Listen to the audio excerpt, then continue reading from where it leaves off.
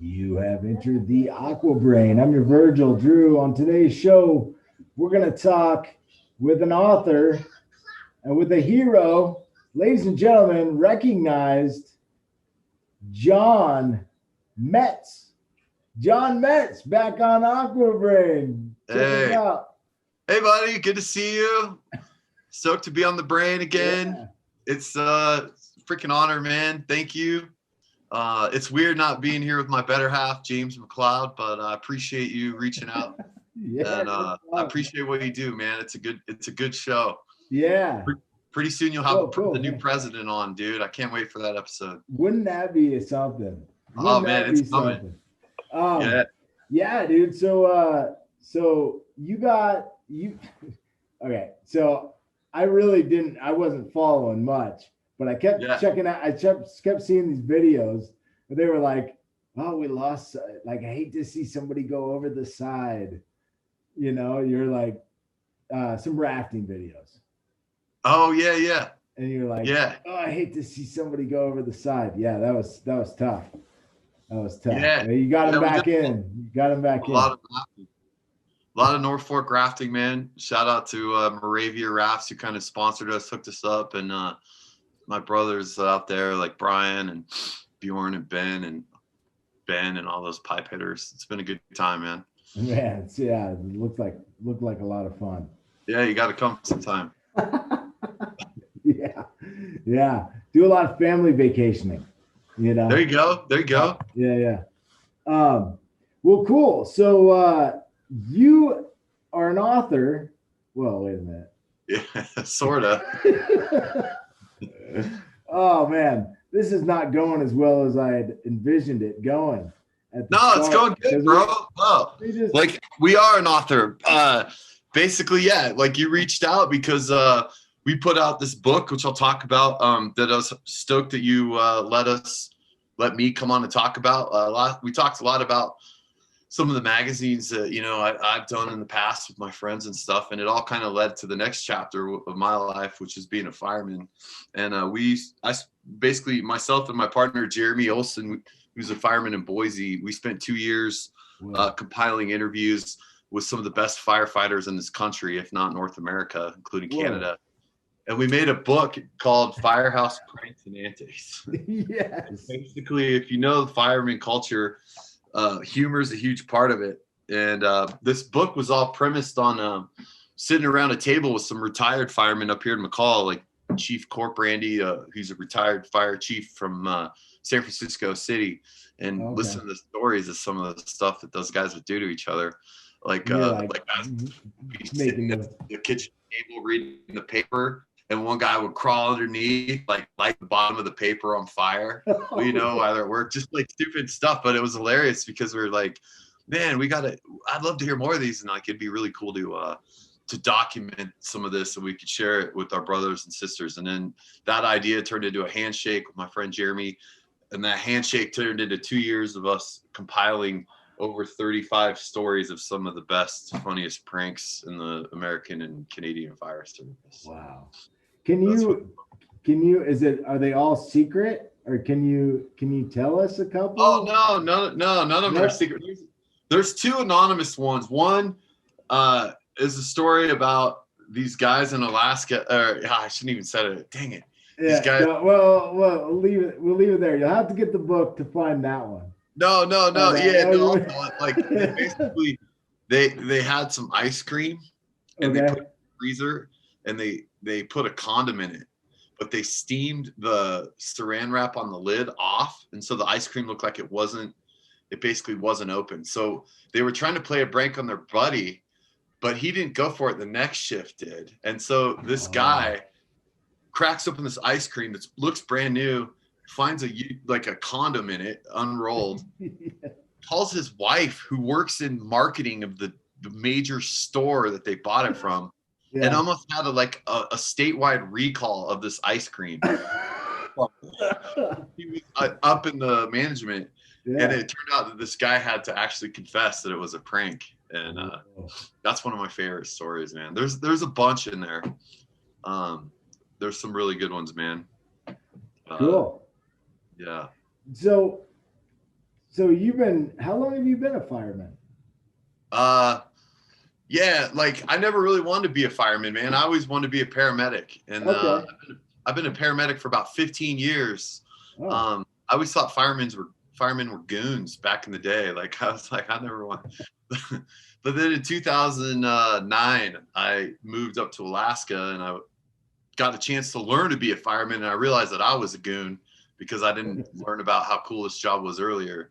Okay. And so, I've been one for about 10 years now, I would say.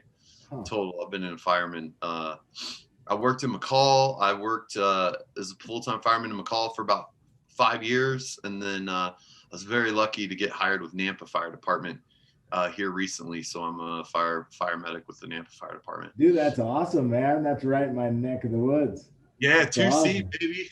Yeah. That's very cool. Very cool. Right. So are you moving? So you're moving back. You're moving back. Yeah, right? Yeah, we're moving back. But the cool thing, I like to talk about some of your let's talk about me. Yeah, you.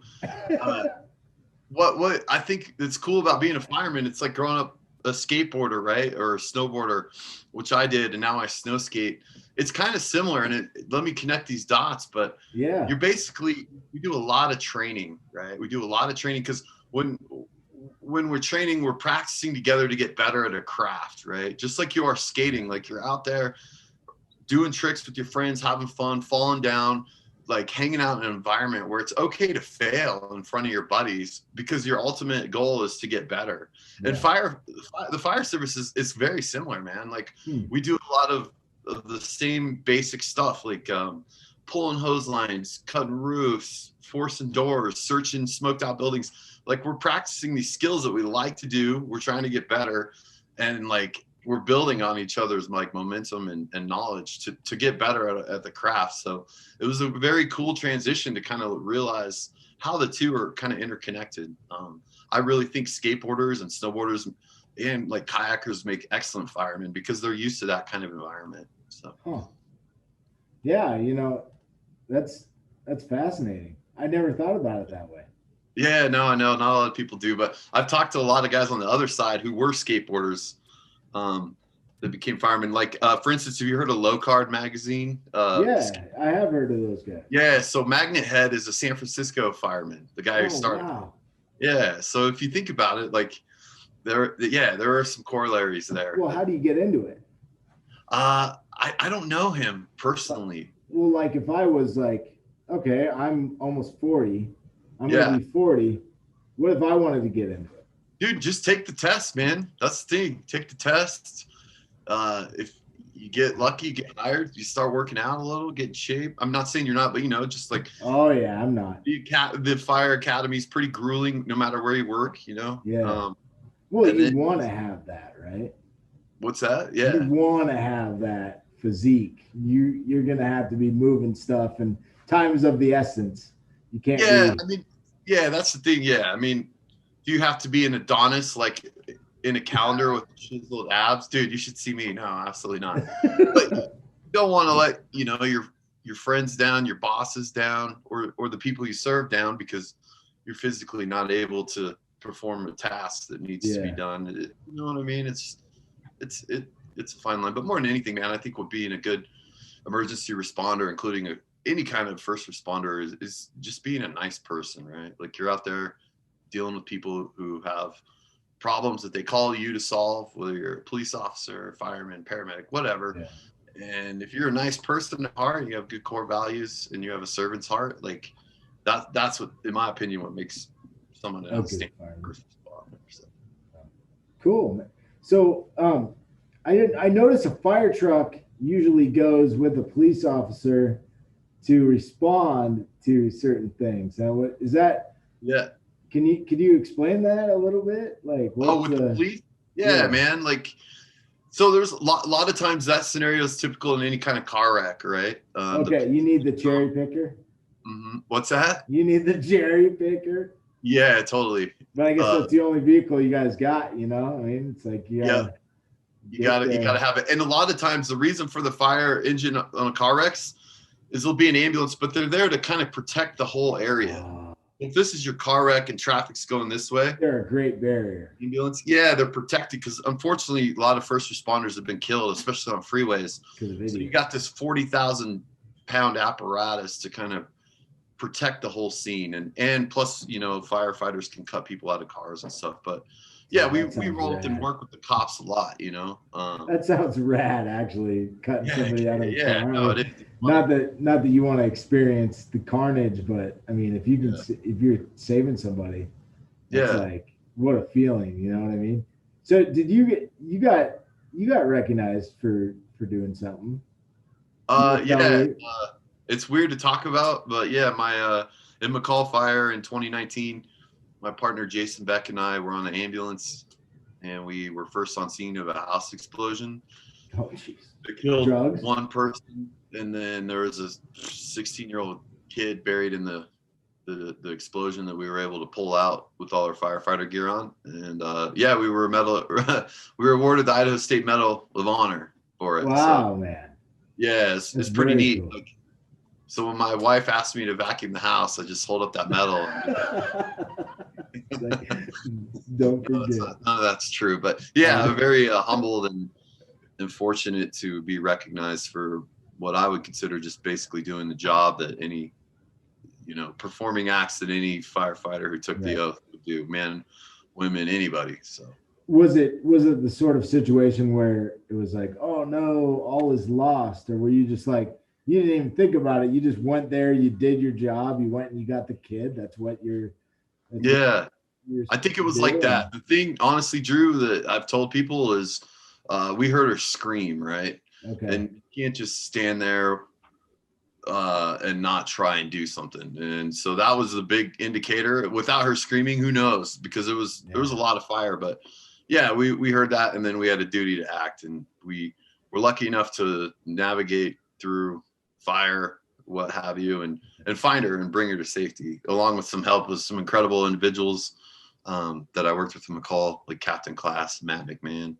But yeah, man, it was cool. And then we got another national award for it, like the Mike McNamee Medal of Valor as well. So it's very humbling, man. Very tragic at the same time, but I appreciate you asking. And I was just thankful that, you know, I was able to be there and be able to do the job that so many great people have taught me and mentored me to do, you know? Well, thank you very much for what you do, man. It takes people like you to you know, get Daddy, kids out of piles. Daddy, you can have these, but my daughter just brought my wax in. Sorry, I got a little distracted. You wanna come up and say hi? Daddy, Hey.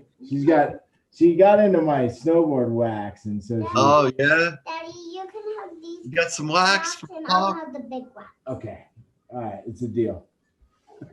So I got my. So this is the good stuff here, you know. I like it. Yeah, I've had this wax. Seriously, I used to rub this on my snowboard. I love it. I don't even think it's rub on. This is like the remnants of it, you know. Yeah. That's what happens when you take some years off. Oh, dude, I'm excited to hang out with you when you're getting back after it this year, man. Yeah. Well, so I got my daughter. So the reason I got so many boards, like, okay, cool. That's a good, you know, nice quiver, right? But yeah, I gotta have the reason I got that other lib. Wow, I'm really excited to ride it. Yeah. Is that I hope that does okay in powder for a smaller frame like my daughter. So I got a 14-year-old daughter, and we're gonna be hitting it hard. Yeah. Right? So that's crazy. She's gonna be snow skating. That's awesome, bro. Oh, yeah. That's so cool. We got passes for bogus and everything. Yeah. You know, it's like we're ready. We're ready for this. That's good. In fact, actually, by the time this airs, we'll probably already have turns. Good. Nice. Yeah. Oh no, I'm excited. Dude, that's Dad of the Year award, man. That's awesome. But that thank you.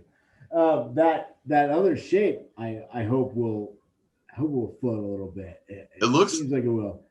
Yeah, it looks like it will. I honestly, bro, never really dabbled in lib snow skis. I know like a lot of guys have, but I'd love to try one. I've been a big chiller guy, but Awesome. I think it's the area, right? It's what you have access Yeah. to. Uh-huh. And I mean, I've literally had to hunt these things down. They're hard to You know what I find, huh? mean? Um, I got a December deck. He doesn't even make those anymore. Oh yeah, yeah, Yeah, yeah. he's like, I mean, I in fact hit him up and I was like, "Where's your? I want to buy a deck." I keep hitting him up, and he's just like, "Dude, I don't It's have over. it." Sad. Oh, I know, but it's an awesome shape, and I love it. yeah. But although everything except for the December deck, well, except for the leashes too, but as far as skis and boards, I've Uh-huh. gotten at Pluto, Oh and yeah.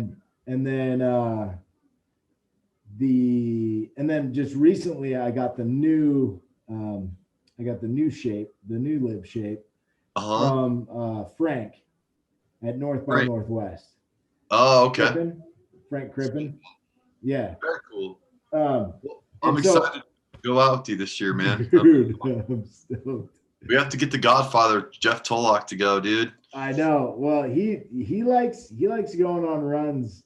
He likes going on runs that are, I Hard.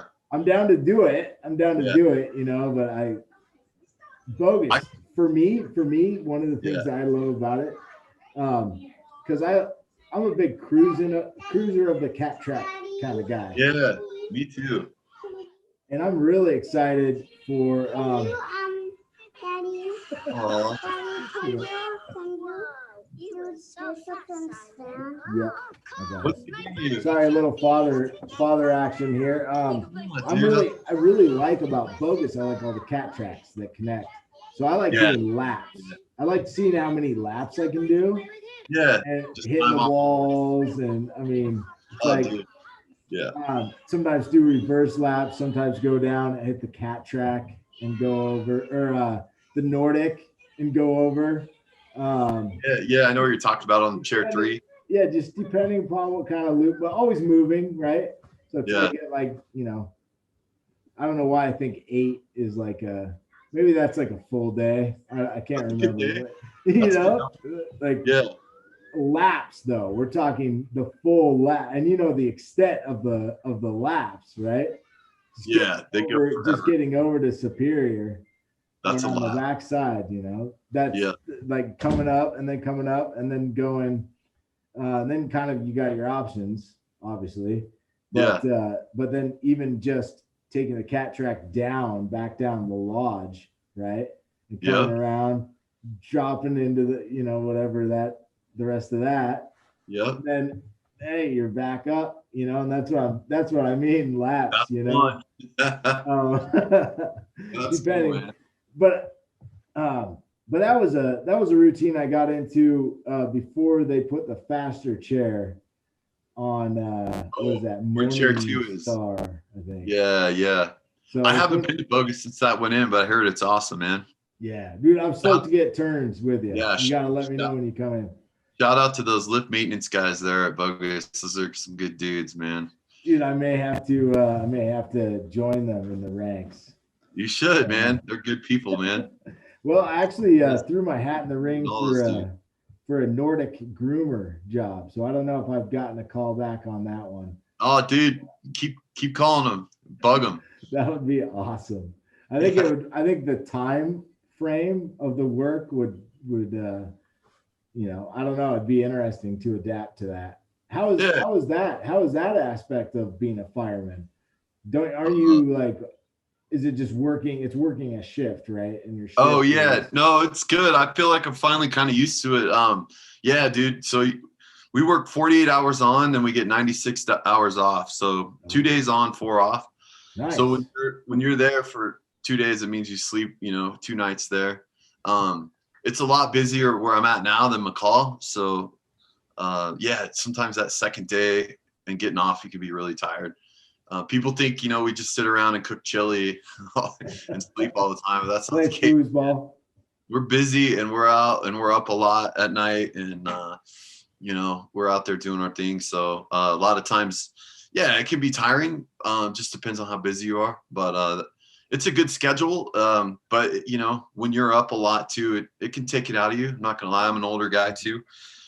Yeah, man, I feel like I'm used to it. Like the time off is great, but there's also times when you know, you don't get a lot of sleep, so it balances. So when people are like, "Oh, the schedule will be great," it's like the wonderful gift, but it can be also the horrible curse. You know what I mean? Right, because if you don't during the 2 days, if you don't sleep those 2 days, it's not like you've got vacation time for 4 days. No, it's gonna take you those 4 days bro. to get ready to get I'll back to it, right? Yeah, whenever in Nampa, yeah, like I've been on like our busiest engine is like engine 2.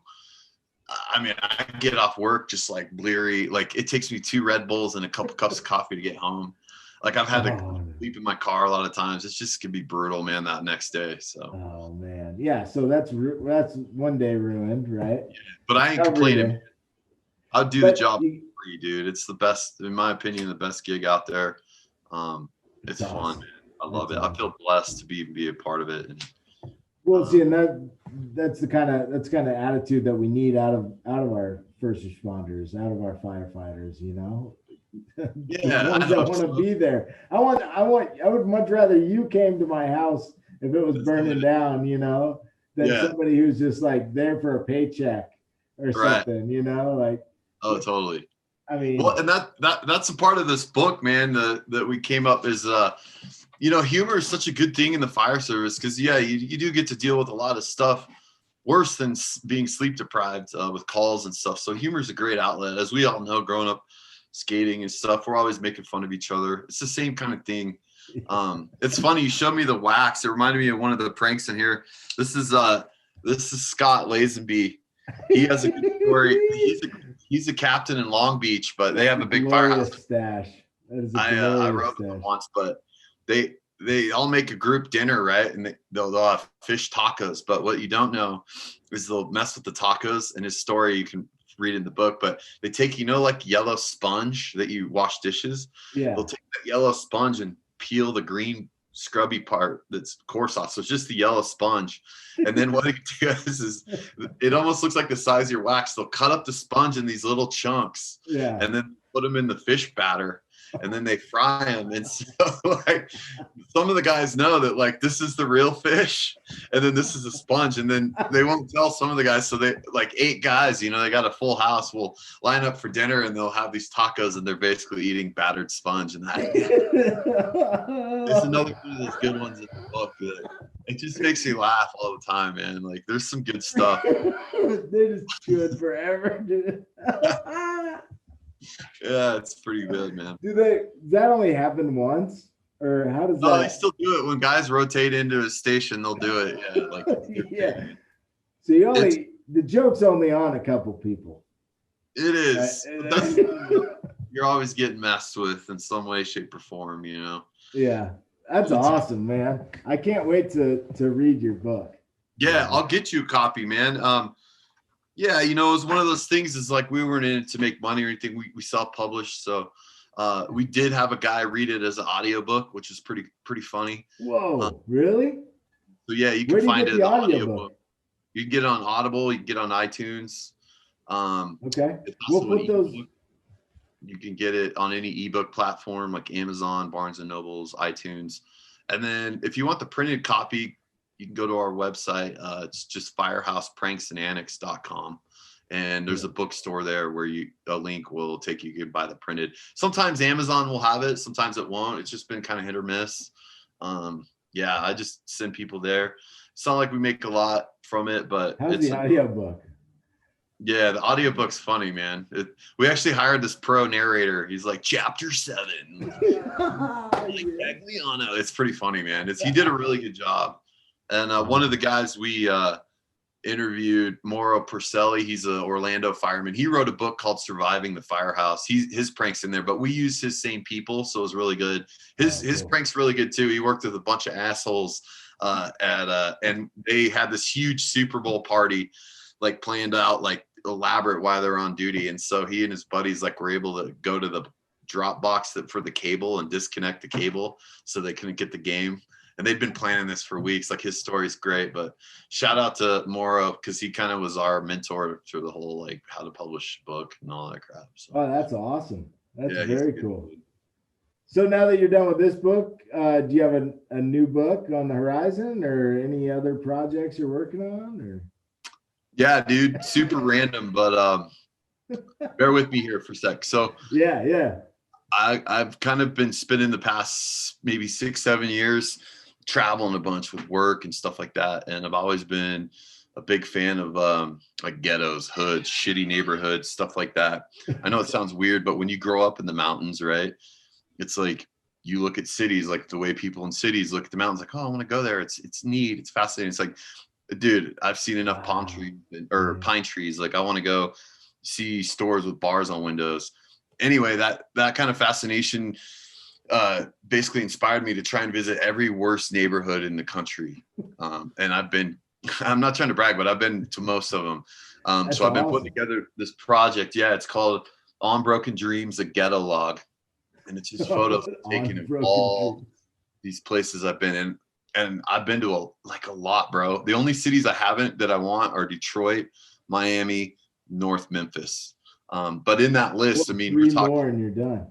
Yeah, we're talking some of the worst areas I've seen are West Baltimore, Camden, New Jersey, Kensington Beach, Philadelphia, anywhere in parts of St. Louis, anywhere in St. Louis, Bankhead, Atlanta, like South Bronx, Compton, Long Beach, lots of places, man. Everywhere, Phoenix, all these cities that basically are hood, right? And so I got all these photos of some of the worst spots, whether they're houses like Ninth Ward in New Orleans. You know, I got photos of boats still next to broken houses and like drug dealers and shit. Like, it's just been fun, man. Like, I've really been enjoying like Houston, the Fifth Ward, just a lot of these photos that I've been taking. So my plan is to put that book out when I get those last 3 cities. And that'll be like a lifetime achievement award for me, man. Like, it'd be like someone's like, we visited every state in the country, and here's Mount Rushmore. It's like, nah, dude. Like, yeah, like here's like Pio Square in Seattle, and then on the other side, it's like I was in South Tucson. It's like, I don't know. Every section will be cool, man. So yeah, I've been working on that, man, a lot. That's thinking outside of the tourism box for sure. You know? When you're driving in Garfield Park, Chicago, dude, and people think you're an undercover cop because I take my hat off. I'm just like, because I'm afraid I'm gonna get shot. It's like you either act like you're an undercover cop or you act like you're a victim, man. Like, I've been in some weird situations with this project that have been less than comfortable, but I don't know. It's been fun, man. It's been a good time. I'm a tourist of sorts for that kind of shit. So yeah, well, cool. That's definitely one looking forward to seeing, man. I can't wait till you finish that. Are you gonna have a running commentary through the book, or, and I know it's not done, so yeah, but are you gonna have a running commentary, or are you gonna have some sort of like commentary at the end, or is it kind of up to the reader, the viewer? I think what I'd like to do is just sprinkle stories of that neighborhood I was in, something that's unique or something I went through with it, and they're all going to be handwritten captions. So it's going to have this vibe to it, like like Houston, Texas, Sunnyside, 2017 voted the 3rd most dangerous neighborhood in America. I remember driving down the street there, like with my mom, like showing her that hood, and some dudes like stopped in front of us and mean mugged us, just stupid shit like that. That's a true story, actually. She's like, what are we doing here? I'm like, dude, we're in the just take a left up here. Yeah, just little shit like that I remember, or just little unique facts about it. Like, one that is important to me that I remember is like I went to Ferguson, man, and saw where Michael Brown was shot. This is a big deal, dude. And like, I'm not getting into the politics of it, but just to be there. So I actually went in the liquor store where he allegedly stole that stuff, and I bought a St. Louis Cardinals hat from the same stand at the same place that caused that whole city to be burned down. Wow. And that, that'll be a little handwritten thing with a picture of the hat that I still have. Just little things like that, So. It's not really that funny, but I think it's fascinating Like Yeah, no, I'm just in my head. I've got a vision of what it is, right? And I think for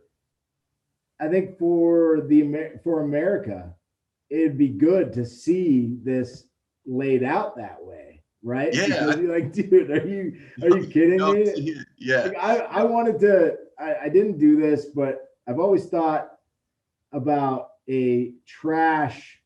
You know, Seattle area is very dumpy. There's like piles of trash places, right? And I'm not, it's a beautiful city, but that can be in any city. You'll see this at dump. Somebody was living there and they created a or whatever. Right? Or they're currently in camp there. And I was thinking about taking a nice artsy picture, and then making a canvas, right? Making it so that rich people can go to a website and buy a canvas of this thing so they can hang it up in their kids' room to remind them. Dude, I would totally buy that, dude. Remind them, like, get your act together. Yeah. Your future. I know. Well, and that's the thing. I love that concept because we're in such a flip. It's like, go to anyone's house and there's pictures of mountains and beaches and all this shit, but there's this other side to civilization too. It's like, I think that's important, man. And it's not even necessarily has to be negative. A lot of that too is like, think about this. Like, I go to every state and climb the highest peak there. There's people who do that and they write a book about it. That's a question of like courage and commitment. Adventure run, long distance run. Like, or long distance run in every city. Well, imagine, like imagine having to live in a place like the like Bankhead in Atlanta and survive, right? And no one gives a shit. And it's just like, that's where we're from, ATL, blah, blah, blah. It's like, dude, these people, like, they live there, man. And like, they're doing it and it's a hard place to live. Or Birmingham, Alabama, or you name it, some place is pretty steezy. So I think I don't know. I'm kind of attracted to that, and to put it all in a book. I don't know. I think it'd be kind of cool, man, just to see the neighborhoods. And a lot of the pictures aren't flattering, man. It's not like I'm taking a picture of nice trees. It's like taking a picture of some seedy stuff, right? Just to show that like that exists. It's there. It sounds self-righteous, dude, but it's the same as someone coming up here to McCall and taking a picture of the lake. Oh, it's so beautiful. It is beautiful, but it's also different to what you're used to, right? I love that. I love that philosophy. Just like I'm a tourist. Yeah. It's totally outside of my comfort zone. I'm a tourist. I'm going to take pictures of stuff that catches my attention. Right. That's unbelievable. Hey, I didn't like throw all those syringes down in that, artistic, totally, like, I didn't take an hour and stage, that ripped condom, thing. And, like, I didn't do that. I'm just an observer, man. Yeah. I'm not a participant. I'm a spectator. Student of life. I want to see this complete. I'm trying, man. I mean, if we took 2 years to make this fire book, and I'm thinking in 2 more years I'll be close to this. And kudos to James McLeod. He's helped a lot. Like, he put out a book, How to Shake a Stick at Life. Like, you got to check his book out too. Yeah, I would love to get him on. I didn't know he did. He's got a great book. Yeah. Well, thanks again, bro. Please like, comment, and subscribe. Hit that bell so you know when we put new videos out. Follow us on Instagram and Twitter at Brain Aqua. This has been Aqua Brain TV. Remember to keep your head up and keep those knees bent.